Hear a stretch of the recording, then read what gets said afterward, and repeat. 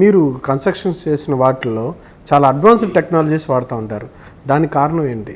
కారణం అంటే టెక్నాలజీ ఇప్పుడు వెళ్ళేదాన్ని బట్టి ఇదివరకు ఏంటంటే మొట్టమొదటి చేసిన ప్రాజెక్టులో ముందు సైట్లు చేసాం, సైట్లు అమ్మేసాం. తర్వాత సిలికాన్ కౌంటర్ కట్టింది 8 floors కట్టింది. ఇవాళ కడుతున్నాయి 40 floors 50 floors కడుతున్నాం.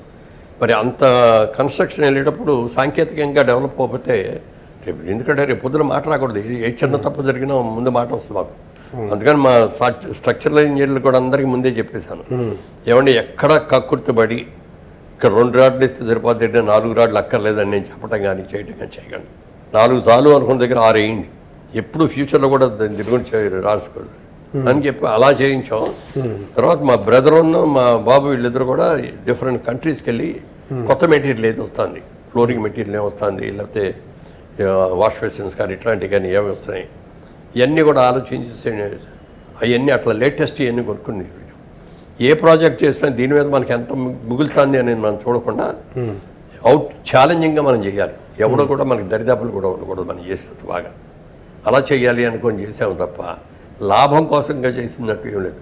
ఇప్పుడు ఇక్కడ పిక్ అని టెంపుల్ ట్రీ అని అక్కడ చేసాం 3 ప్రాజెక్టులు.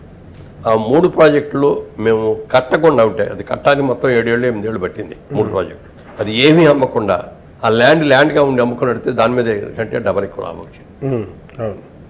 ఈ 7 ఏళ్ళు బాట కష్టం పోయింది, లాభం తగ్గింది. కన్స్ట్రక్షన్ మీరు అందరూ అనుకున్నంత ఎక్కువే రాదు. మన కరోనా వచ్చింది, ఎంత నష్టం వచ్చింది అనుకుంటారు వాళ్ళు. వర్కర్స్ అందరూ వెళ్ళిపోయారు. డబ్బులు బ్యాంకులకి ఏమో నెల వడ్డీ కట్టాలి, ఇన్స్టాల్మెంట్ కట్టాలి, డబ్బులు లేవు. ఎక్కడ అప్పులు తెచ్చాము, ఎంత చేసాము, అందరూ ఏంటంటే మాతాపురం అంతా మురళీమోహన్ దాంట్లో మురళీమోహన్ గారిది ఈ వ్యాఖ్యలు చిన్న కథ కూడా చెప్పాను. అంతే, ఒక పెద్ద బిల్డింగ్ ఉంది, ఆ బిల్డింగ్ ఎదురుకుండా ఒక మనిషి చూసుకొని దాన్ని ఎంత చాలా ఆనందంగా చూస్తున్నాడు. ఎవరయ్యా ఏంటి ఆ బిల్డింగ్ ఎంత అంత చేస్తామంటే, నేను తాపి మేస్త్రినండి, ఈ బిల్డింగ్ నేనే కట్టానండి అన్నాడు.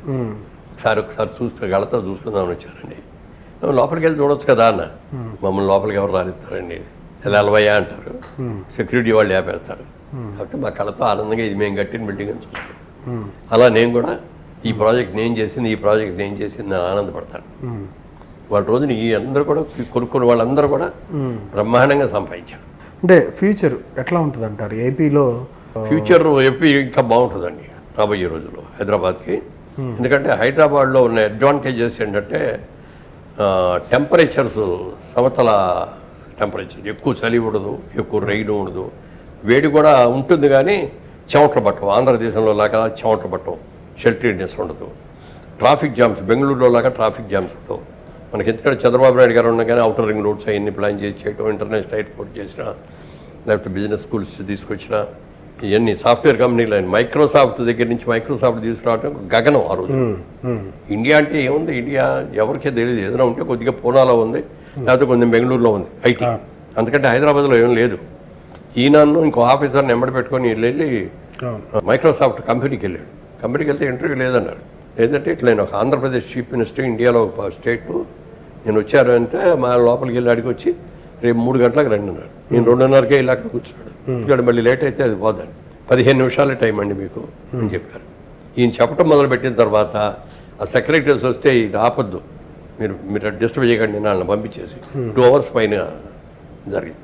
ఆయన చెప్పిందన్నీ కూడా కన్విన్స్ అయ్యాడు. ఆయన కన్విన్స్ అయిన తర్వాత ఆయన ఒకటే చెప్పాడు, మాకు అమెరికాలో తప్ప బయట అక్కడ మాకు ఆఫీసులు లేవండి, ఇఫ్ ఎట్ ఆల్ మేము కనుక అదర్ కంట్రీస్లో పెడదాం అనుకుంటే ఫస్ట్ ఇండియాలో పెడతాం, మీ దగ్గర పెడతాం, మీ స్టేట్లోనే పెడతాం అని చెప్పి ఆ మాటకి నిలబెట్టుకొని ఇక్కడికి వచ్చి ఆ రౌండ్ బిల్డింగ్ ఉంది కదా, అది ఫస్ట్ కట్టింది. అది దానికి ఎవరిని తీసుకొచ్చినప్పుడు జార్జ్ బుష్ కన్నా ముందు ఆయన తీసుకొచ్చారు. అవును, ఆయన తీసుకొచ్చి ఆయనతో ఓపెన్ చేయించారు. అవును, ఇక్కడికి వస్తే ఏం లేదు, అన్ని బ్యారల్ ల్యాండ్స్, అదొక్కటే రౌండ్ బిల్డింగ్ అట్టు హైటెక్ సిటీ అని చెప్పి అమెరికన్ ప్రెసిడెంట్ని తీసుకొచ్చారు. ఆ తర్వాత బిల్ గేట్స్ వాళ్ళు ఎప్పుడైతే వచ్చారో మిగిలిన వాళ్ళందరూ పరిగెత్తమ్ము బిల్ గేట్స్ లాంటి సంస్థ వచ్చింది, మన వెళ్ళకపోతే ఎట్లా అని ఒకటి తర్వాత అందరూ వచ్చారు.